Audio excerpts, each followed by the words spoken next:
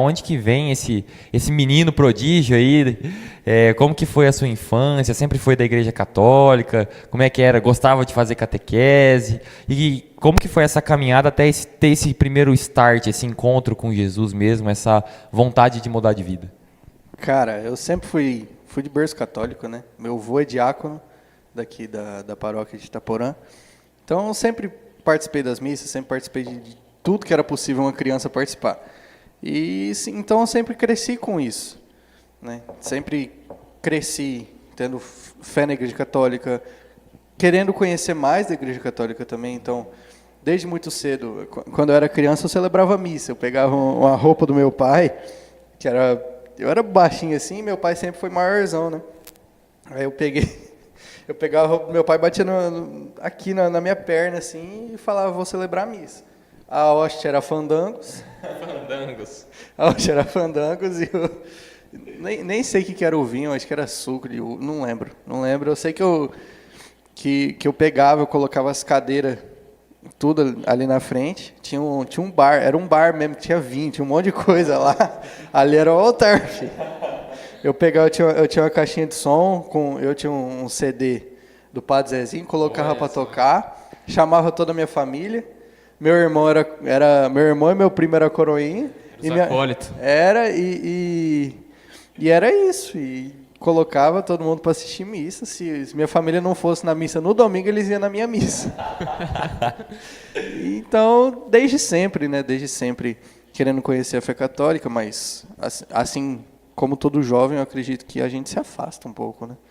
Acaba conhecendo coisas novas, criando amizades novas que acaba afastando a gente dessa intimidade com Deus. Só que assim, eu conhecia a fé, né? Eu conhecia a fé católica, eu conhecia a igreja, mas eu não conhecia Deus. Eu não tinha tido esse contato com Jesus, então eu acabei me afastando, só que ainda assim defendendo muito a fé católica. Uhum. Então, mas eu defendia a fé, mas eu não tinha fé. E a gente vê muito isso às vezes, né? Pessoas que sabem todas as regras, toda a doutrina, mas às vezes não têm uma intimidade própria com Cristo, né? Com a Eucaristia. E acontece muito isso, cara. E, infelizmente, até hoje a gente vê pessoas que estão na igreja, coroinhas, acólitos, que a gente conversa, de tudo quanto é lugar, que conhecem, que vão, que vivem, mas não tem, não digo espiritualidade, mas não tem realmente fé, que não entende o valor da Eucaristia, que não entende o valor que Jesus ele tem na nossa vida, o que Jesus pode mudar na nossa vida. E aí, é isso. Depois eu fui conhecendo um pouquinho mais, aí eu fiz a experiência do Decolores, que já a gente vai comentar um pouquinho. E aí foi, meu processo de caminhada começou a partir daí. Eu achei legal que você falou que de pequeno você brincava de ser padre. Algum momento nessa caminhada, não sei se já ia comentar sobre isso, você pensou em discernir essa vocação ou surgiu esse sentimento? Cara, é normal para quem está descobrindo a vocação a gente pensar nisso, né? Hoje eu sou solteiro, mas a gente sempre pensa, fala, cara, é tão difícil hoje arrumar um relacionamento em Deus. É difícil. É tão difícil a gente arrumar. É mais difícil para as mulheres do que para os homens. Tem mais mulher de Deus disponível do que homem de Deus. Será? Eu acho, cara. Eu acho o contrário. Você acha o contrário, velho? Eu acho o contrário. Eu acho que tem mais homem disponível do que mulher disponível para querer viver a santidade. E querendo ou não, a minha vida hoje ela é muito difícil, né? Porque por conta das missões, da correria, então às vezes eu acabo não tendo tempo disponível para certas coisas. E aí é uma das dificuldades que de vez em quando faz eu pensar. Eu falo, cara, será que não é mais fácil eu virar padre? Porque eu já estou vivendo nessa correria. Se eu virar padre, aí eu já vou estar disponível 100% para a igreja, né? Mas a gente pensa, mas discernindo mesmo não é uma vocação minha. É o sacerdócio. É isso. Show de bola. Então, teve esse processo, essa caminhada, fez catequese também? Sim. Gostava da catequese? No começo, sim, né? Agora, depois, quando vai crescendo um pouquinho mais, a gente perde o gosto. Infelizmente. As coisas que o mundo vai oferecendo vai sendo mais atrativa, né? Acaba que é. Juntando com, às vezes, uma catequese mal formada, né? Também. A gente chega lá, né, não aprende, né? Faz ali qualquer coisa, simplesmente para ter um encontro semanal. Sim. acaba sendo mais bagunçado do que catequético, né? Não generalizando, né? Existem claro, ótimos catequistas, claro. mas a falta, às vezes, de uma formação, né? Sim. De ter catequistas que entendem o que estão fazendo, sabem a importância daquilo que está acontecendo. Sim. E eu dou graças a Deus que as catequistas que trabalharam comigo sempre foram... Eu comecei muito novo, né? Eu era sempre o mais novo em tudo. Então, eu fui o mais novo a formar na catequese. Eu acho que eu formei com 13, 14 anos na catequese. Até antes. Nem lembro com que idade eu crismei, mas foi mais ou menos nessa base aí. Mas as catequistas, como eu era o mais novo, até no Coroinha, que eu fui por bastante tempo também, por uns 10 anos, eu sempre fui muito bem tratado. Então, todo mundo cuidava, zelava muito por mim, né? Zelava muito pela minha fé. Então, acaba que era bagunçado, eu não aprendia nada, mas mesmo assim era bem Era cuidado. de Deus, né? Continuava isso sendo de Deus. importa também. E adentrou, e aí vem o momento... Qual foi o momento chave aí que virou Caraca, virou a mente? cara, é um grande processo, assim. Ele não foi do nada. É claro, ele nunca... Quando Deus ele chama, nunca é do nada, assim. Mas a minha grande virada de chave, assim, falando, não, Jesus tem algo a mais para mim, que eu sempre soube que Jesus tinha algo a mais para mim, mas não era bem discernido. E aí, no Decolores, tem um momento que eu não posso falar, né? É sigilo. E nesse momento eu tive um encontro real com Deus, real mesmo, e viver aquela experiência. Eu chorava. Foi o único momento do Decolores que eu chorei. Eu chorava muito, velho.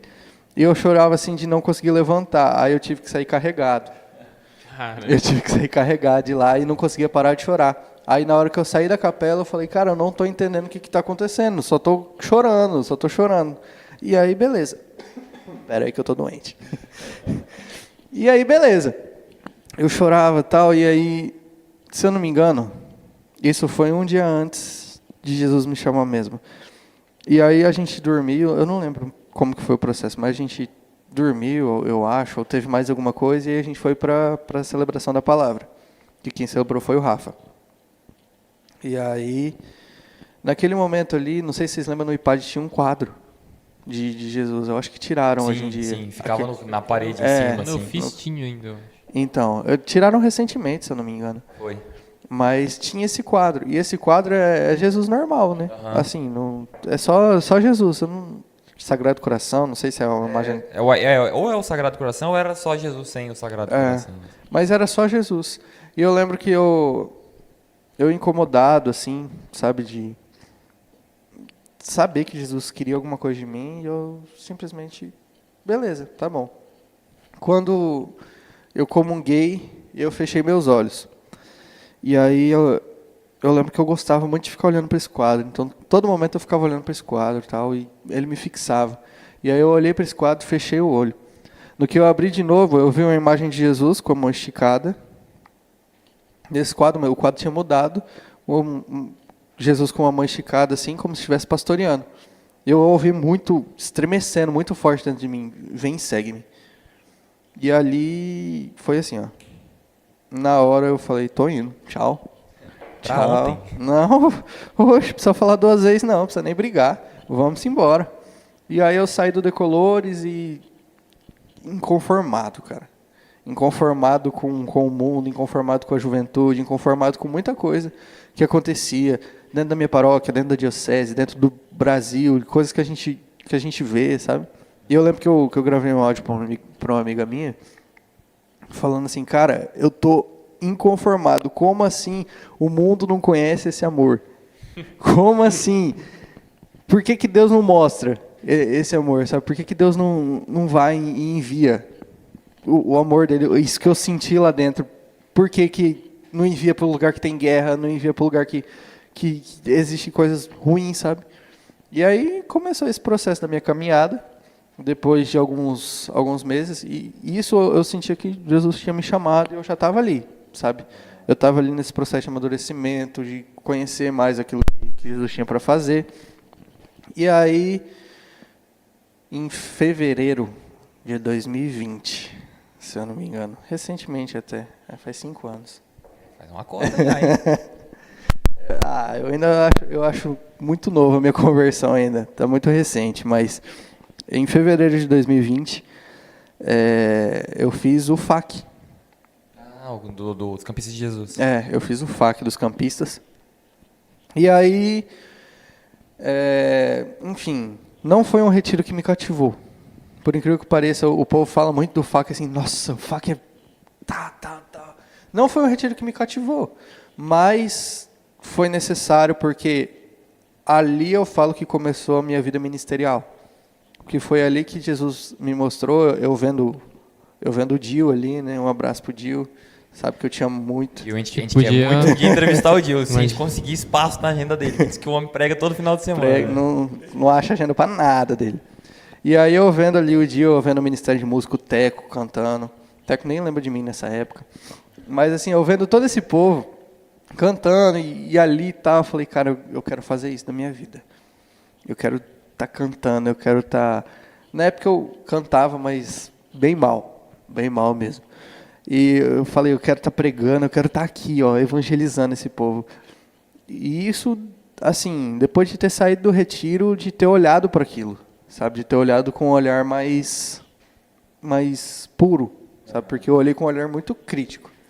Porque, infelizmente, eu sou uma pessoa muito crítica, sabe? Eu sou uma pessoa que analisa as coisas e vai achando defeito. E eu sou assim, infelizmente. Eu tento melhorar, claro. Mas aí depois... Eu cheguei, eu pensei e falei, cara, eu quero fazer isso da minha vida. Eu quero evangelizar, eu quero sair em missão, eu quero ser louco por Jesus. E Iaco sabe que eu sou louco por Jesus. E aí foi esse o processo, sabe?